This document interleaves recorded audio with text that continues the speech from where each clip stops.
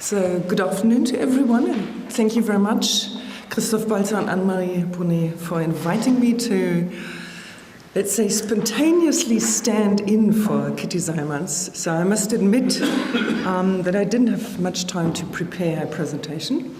So I haven't come with a presentation, but I'll throw in some thoughts that I've had during the debate earlier, and just, some ideas that I'm currently having, and just test or try, whether they resonate with what you have discussed this morning, for example.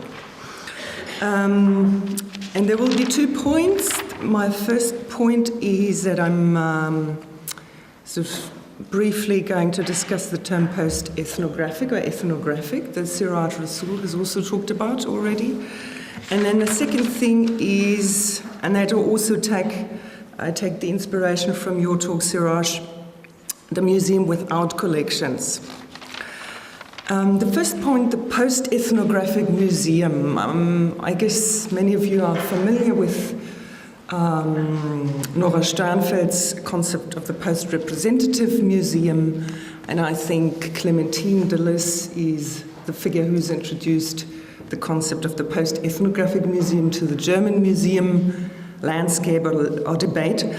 And I must admit that I also feel uncomfortable with this term, and that is probably because ethnography itself, I think, is a very specific term. It's actually not what anthropologists do, but it's a certain genre of writing about what you've done research on. And I think we also had this discussion years ago. What is ethnographic, and why do we still call our museums, anthropological museums, ethnographic museums? Because I think that is just much too narrow a concept. An anthropological anthropological museum for me is something else. And why is that so? Because anthropology is actually about asking certain questions and about certain perspectives and approaches, maybe methods as well. But it's definitely not about certain areas of the world or certain cultures. It's also not on what is culture.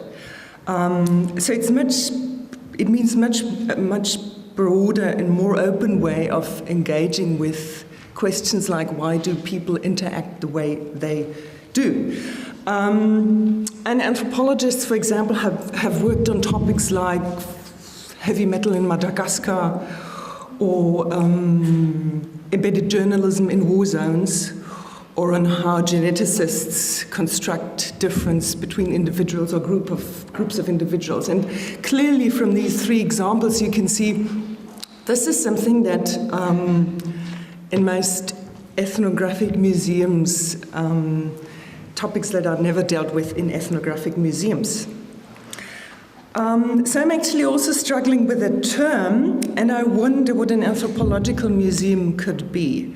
A museum that abandons this term ethnographic and has a broader concept that I would claim anthropology as a discipline in the meantime has. It has a much broader concept of, a set of questions and how to consider and how to understand the world. But how would such a museum look like? And this is really something that bothers me, because I feel as a researcher, as someone who's really committed to anthropological research, museums somehow don't really represent or don't, what I'm concerned with as a researcher. So how would these museums look like? And I ask this, or I leave that as an open question. I think all of you will agree that they'll have to abandon distinctions like Europe and non-Europe, and it's been talked about that a lot in the literature. Abandon concepts or distinctions between history and ethnography, as Siraj, for example, explained for the Southern African context, but also abandon probably distinctions between contemporary art and popular art. I think also contemporary art is it's not a temporal concept, it's more than that, and it's problematic as well, because contemporary art is something very specific. It's a very specific section of artistic, creative, cultural production in a society. So that's my first set of thoughts. My second set of thoughts is around the museum and the meaning of collections. And I find the idea intriguing that a museum maybe doesn't need to possess collections. And I like this broadening of the notion of the museum. I find it fascinating. And I wanted to take it a bit further. Because then, if it doesn't have to do with collections, what does it have to do with then? What is it then that a museum is about? Is it still about materiality? Or is it not even about materiality anymore? Is it about space? And I think space is an important argument here, because I've curated exhibitions and I've come to think about exhibitions as not putting things on display, but as making an argument in 3D, making an argument in space. Or is it about public accessibility? Is that actually what the museum is about? Because public accessibility probably is what you need for a public debate, for example. And I found the example of Samir Al-Azhar very, very interesting here, when he talked about this museum that has grown from bottom up and that holds a sort of oral history archive now. And I think it would be interesting, in order to understand what is characteristic of a museum, to compare the museum, for example, to the archive. Because what you've talked about is somehow could also be called an archive. So what is the difference? And there is things to be gained, I think, from a comparison. For example, sometimes I wish that museums would work like archives, that you can, as someone who goes to the museum, as an individual from the public, that you can sort of order an object. As in an archive, you can order archival material to look at, to read in and to work with. So if we think what is, in this comparison, what is peculiar is that the museum doesn't give you the opportunity to look at all its collection and to work with it. So we can maybe learn something from the archive, although the archive still obviously holds collections.